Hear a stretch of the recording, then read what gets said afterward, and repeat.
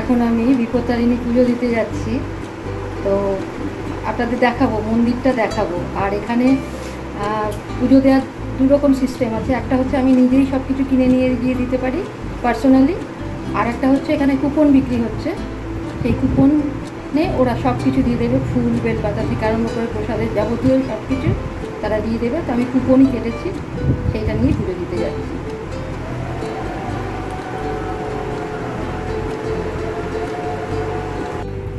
এইটা কুপন 321 টাকার, এতেই সব কিছু দিয়ে দেবে। মন্দিরে চলে এলাম পুজো দেওয়ার জন্য। মন্দিরের ভেতরে ঢুকেছি, মানে ব্যাচ ব্যাচ করে ঢোকানো হচ্ছে। তো প্রথমে এসে দাঁড়িয়ে থাকতে হয়েছিল বাইরে, তারপরে ভেতরে যারা ছিল তারা পুজো দিচ্ছিল, অঞ্জলি হচ্ছিল। তো সেই ব্যাচটা বেরিয়ে যাওয়ার পরে তারপরে আমাদের ব্যাচটা ঢোকানো হলো। এবার সবাই পুজোর প্রস্তুতি নিচ্ছে। কেই নিজেরা পুজো এনেছে, সবাই কিন্তু কুপন কাটেনি।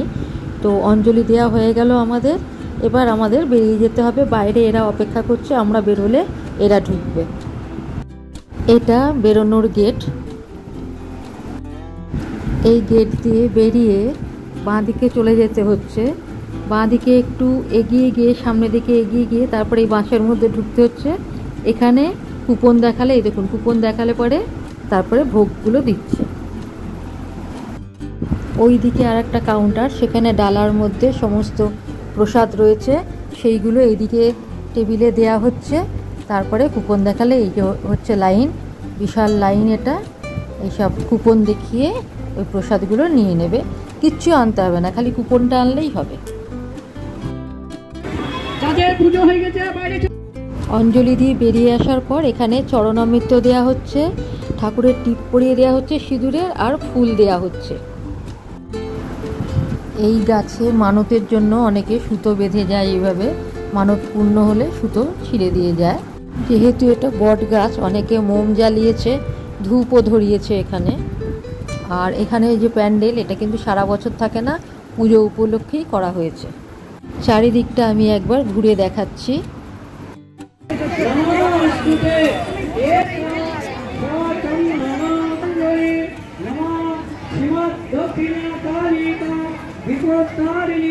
জয় দুর্গা ওই নমো নমঃ।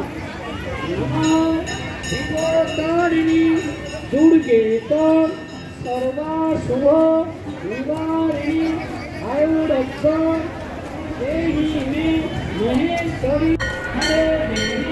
এখানে 4-5টা মন্দির আছে বিভিন্ন ঠাকুরের। প্রথমেই আছে রাম লক্ষ্মণ সীতা, এটা রাম লক্ষ্মণ সীতার মন্দির। অনেকেই এখানে বিভিন্ন মন্দিরে পুজো দিচ্ছেন। এরপরেই আছে এটা লক্ষ্মীনারায়ণ মন্দির। সামনে দাঁড়িয়ে আছে বলে ঠাকুর একদমই দেখা যাচ্ছে না। এর পাশেই আছে হনুমানজির মন্দির বা সংকটমোচন মন্দির, এখানেও অনেকেই এর আগে পুজো দিয়ে গেল। এর পাশেই এবার আছে শিব মন্দির, এইখানে যথেষ্ট ভিড় রয়েছে। ঠাকুরমশাই অনেককেই শিব পুজো করাচ্ছেন। দেখুন শিবলিঙ্গটা আমি দেখাচ্ছি।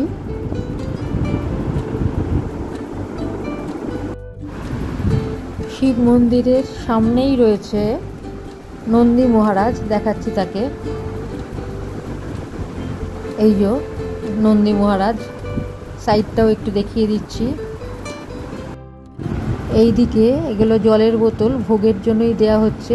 যে কুপনের মাধ্যমে যে ভোগ প্রসাদ পাওয়া যাচ্ছে সেইগুলোই এখানে দেয়া হচ্ছে, সেই জন্য ব্যারিকেড করা রয়েছে, রেলিং দিয়ে ঘেরা রয়েছে। আর এই দেখুন এখানে টেবিলে বসে আছে, এখান থেকেই কুপন দেখালে জিনিসগুলো দিচ্ছে, ডালাতে করে দিচ্ছে। এখানে আবার অনেকে মোমবাতি জ্বালাচ্ছে, তারপরে নন্দীদেবকেও অনেকে আবার প্রণাম করছে। হচ্ছে আমাদের ডালা 321 টাকার। দেখি কি কি আছে। জলের বোতল কোনোবার দেয় না, এবার জলের বোতল দিয়েছে। আচ্ছা, এখানে একটা মিষ্টির প্যাকেট আছে।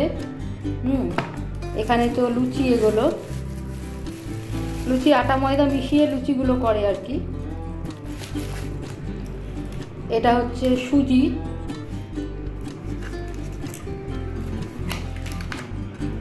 এই হচ্ছে সুজি। এখানে একটা কলা, গোটা গোটা সব,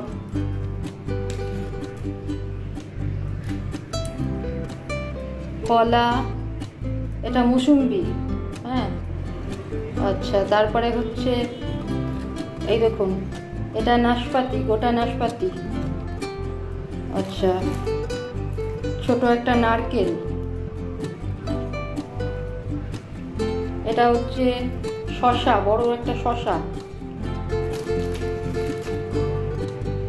আপেল, বড় আম,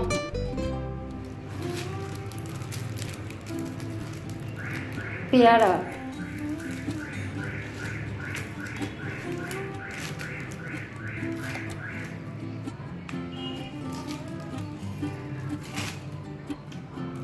বিশাল আনারস গোটা।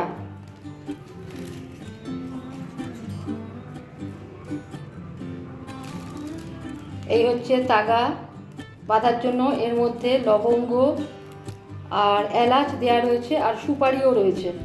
হ্যাঁ, গোটা সুপারিও রয়েছে। 13টা ফল দিতে হয় তো, তো এলাচ, লবঙ্গ, সুপারি এগুলো ধরে নেয় এর মধ্যে। আচ্ছা, এখানে আছে খেজুর, গরম চা, কিশমিশ, এগুলো হলো। আর এখানে দেয়া আছে, এটা হচ্ছে গোটা কলাই, মুগ কলাই, যেটা খেতে হয় আর কি। প্রথমেই এদের বাড়ির নিয়ম হচ্ছে ওই সুজির মধ্যে 13টা কলাই ঢুকিয়ে গিলে নিতে হয়, তারপরে জল খেতে হয়। তো চরণাপিত্ত আমি ওখানে খেয়ে এসেছি। আচ্ছা, এটা হলো। এবার দেখি মিষ্টি কি কি দেওয়া রয়েছে। মিষ্টি এখানে 5 রকমের মিষ্টি দেওয়া রয়েছে। 13 রকম তো মিষ্টি দেওয়া সম্ভব নয়। 1, 2, 3, 4, 5 রকমের মিষ্টি দেওয়া হয়েছে। এই হচ্ছে ব্যাপার। আর এই যে ঝুড়িটা, এই ঝুড়িটাও দেওয়া হয়। ঝুড়িটা কিন্তু এর মধ্যেই ধরা রয়েছে। তো পুজো দিয়ে এলাম, ভালোই লাগলো, কিন্তু একটা ভুল হয়েছে। সে ভুলটা হচ্ছে আমার গাছের কিছু ফুল ছিল যেগুলো আমি মাকে দেবো ঠিক করেছিলাম। যাই হোক, পরে আবার গিয়ে সামনেই মন্দিরটা, তো পরে আবার গিয়ে দিয়ে আসবো। এখন বেলা বাড়ি থেকে আবার আমি মন্দিরে চলে এলাম, কারণ আমার বাড়ির ফুলগুলো এবার দেবো ঠাকুরকে।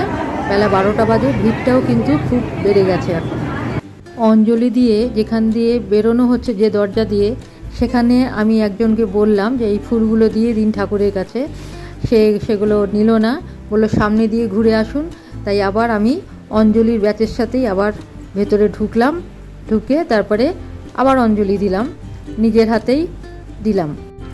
দেখুন এখানে অঞ্জলি দেওয়ার জন্য সবার হাতে হাতে ফুল দেয়া হচ্ছে। আমি কিন্তু আর ফুল নিলাম না, আমার হাতে আমার নিজের টবে গাছে যে ফুলগুলো হয়েছে সেই ফুলগুলো নিয়েই আবার বসলাম। ঠিক আছে, আবার অঞ্জলি দেব, সেইভাবেই মায়ের পায়ে ফুলগুলো চলে যাবে। আমার খুব ভালো লাগছে আর কি, নিজের গাছের ফুল মাকে দেব।